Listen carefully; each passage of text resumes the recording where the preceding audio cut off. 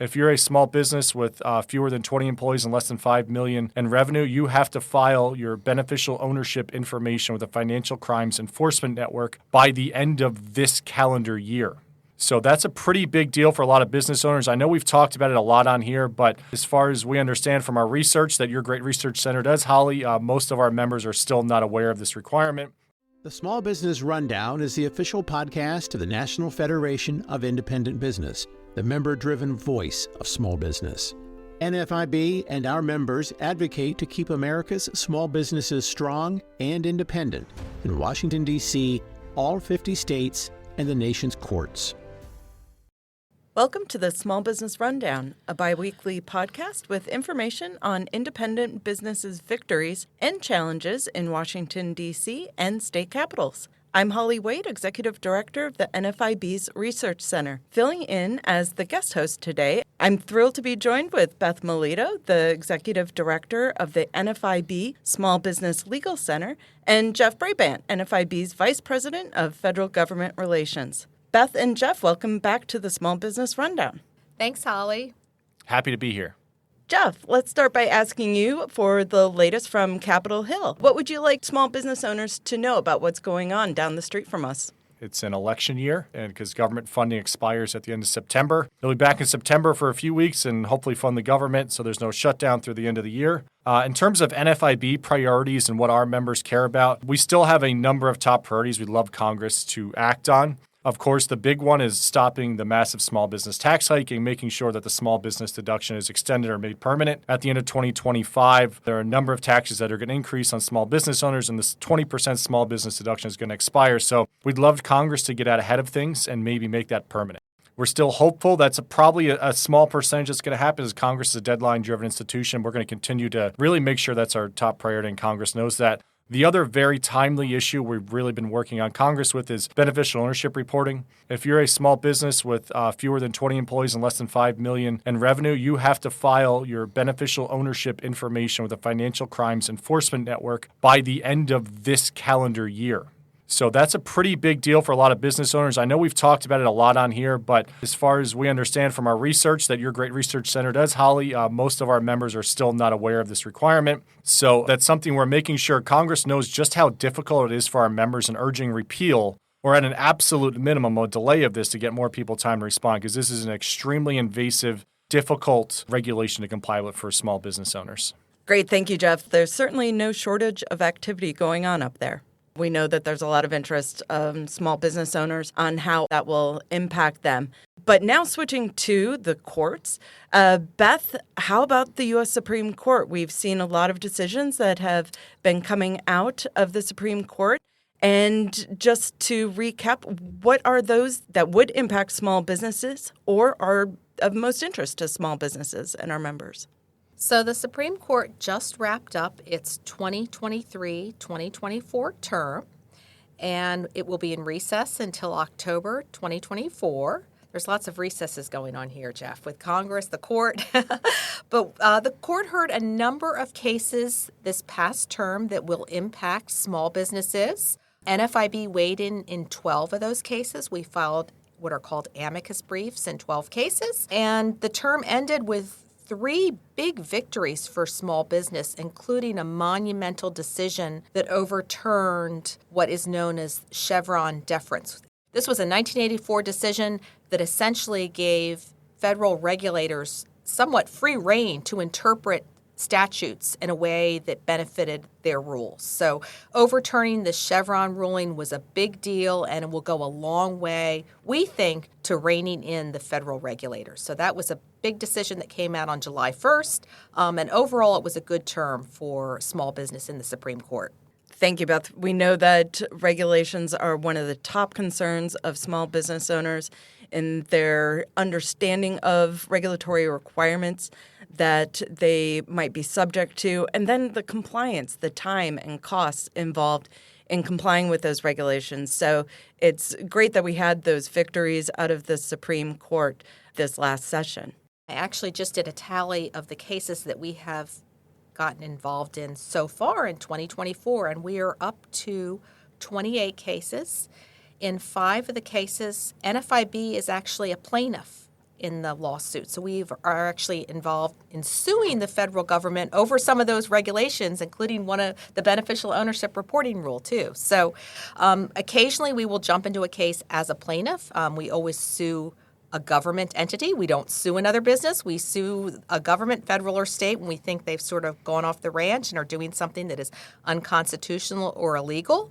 In other cases, we file what are called amicus briefs, and that's when NFIB weighs in a case that involves a business issue. So, we are a member-driven organization, so we get involved in cases that affect our members on business matters. So it might be an employment matter, a labor matter, a tax matter, and we will file a brief that tells the court how a ruling will impact small businesses either in a particular state or nationwide there.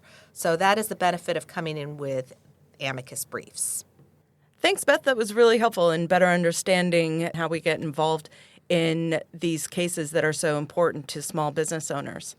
So, Holly, I've spoken a little about what NFIB is doing up on Capitol Hill, and Beth has spoken to what we're doing in the courts.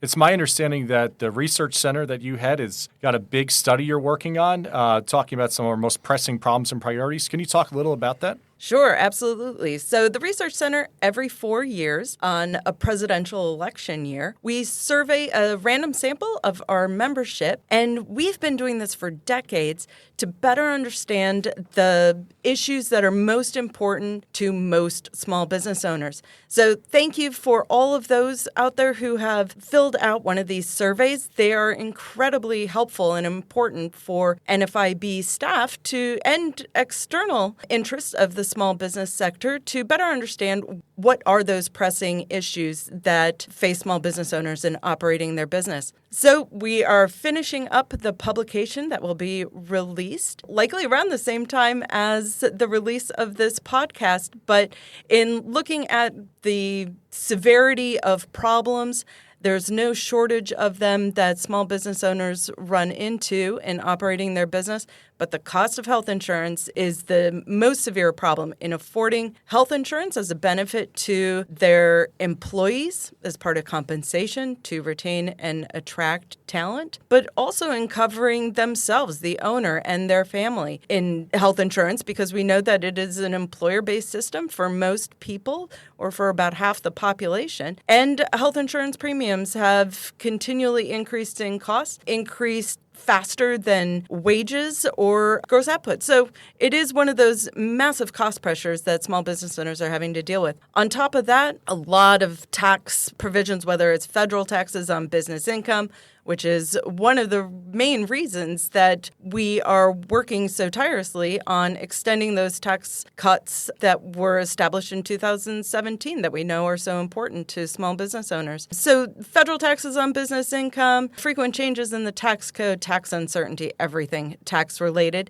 And on top of that, we have a number of issues that are related to regulations and how difficult it is for small business owners to keep up with the regulatory environment on a state, local, and federal level that impact them, understanding those regulations and complying with them. So those are the main focused issues that we have found in this survey that are most severe for the majority of our members.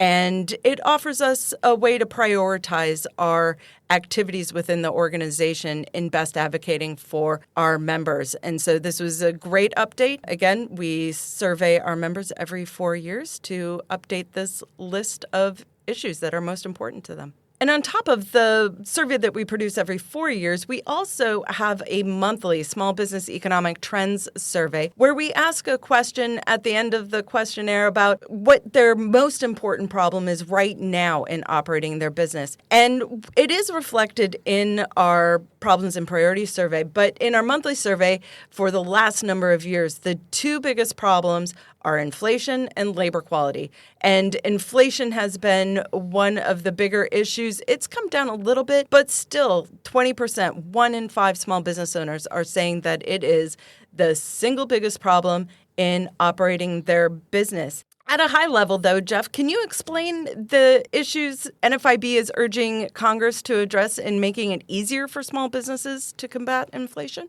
Sure, Holly. As you know, inflation is a complicated topic, but there's a number of things that Congress and the administration can do in the short term to at least give small business owners a little bit of relief to help deal with inflation.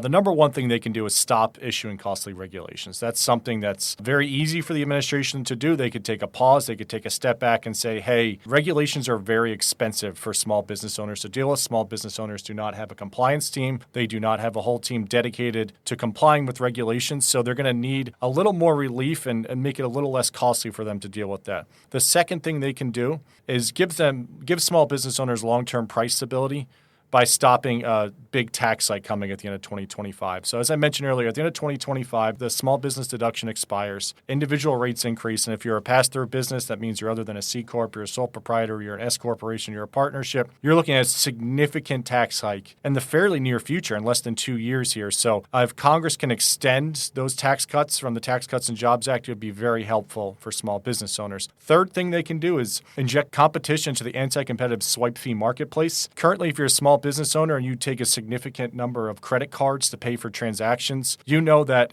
interchange fees and swipe fees are extremely high. And one of the reasons for that is there's a lack of competition. And if Congress passed the Credit Card Competition Act, it would inject a little more competition in that market and hopefully over time bring down swipe fees that are rising the costs of products for both consumers and small business owners. The fourth thing is reduce the cost of energy. Make energy more available and reduce permitting burdens that increase the cost of energy.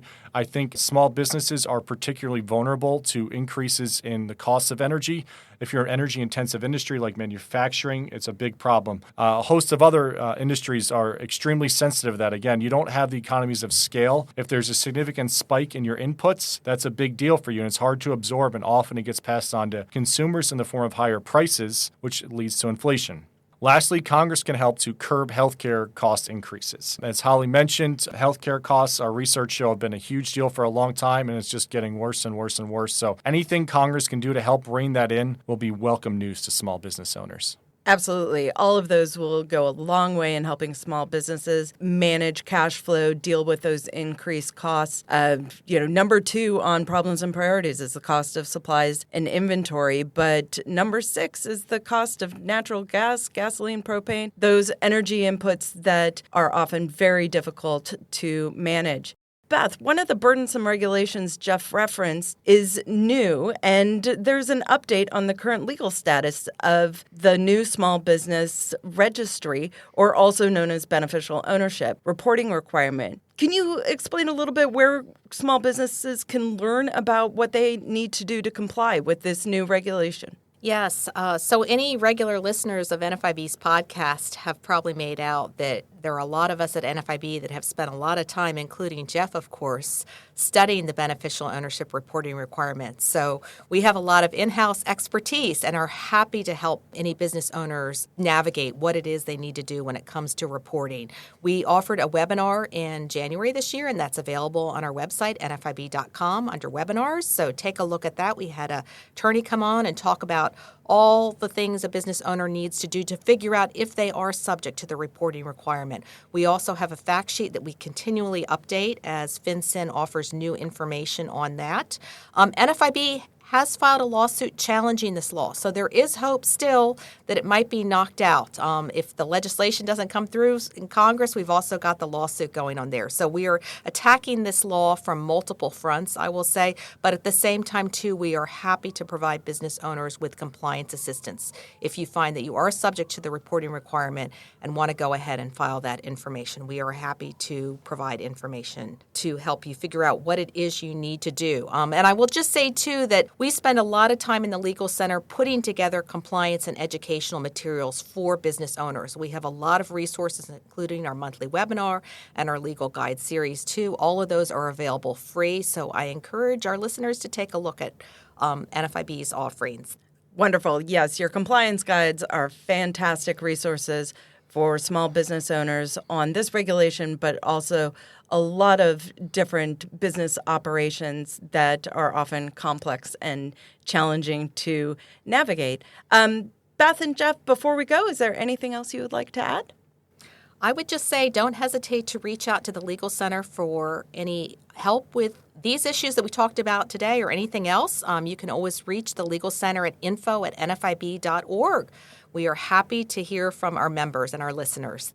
And NFIB is going to continue to advocate for the issues we discussed today. But understand, if you're a small business owner, you are your own best advocate. I'd encourage you to go to NFIB.com and go to our advocacy center. And if you're interested in the issues we discussed or others today, we have a whole host of action alerts you can fill out and let your member of Congress know exactly how you feel about these issues. Great. Thank you both for joining me today. Thanks, Holly. Thank you. In the show notes for today's episode, be sure to take a look at the links to learn more about these topics and to take action to repeal the small business registry requirement and stop the massive tax hike for small businesses. And if you have questions that you'd like us to answer on a future podcast episode, please send us an email at podcast@nfib.org. Now I want to thank you, the listeners, for joining us on today's Small Business Rundown. We'll be back every 2 weeks to bring you news and analysis from Washington, D.C. and state capitals so that you, whether you're a business owner or supporter of one, can continue to blaze a trail. The Small Business Rundown is brought to you by NFIB, the voice of small business. You can find us at nfib.com and on Twitter, Facebook, Instagram, and LinkedIn.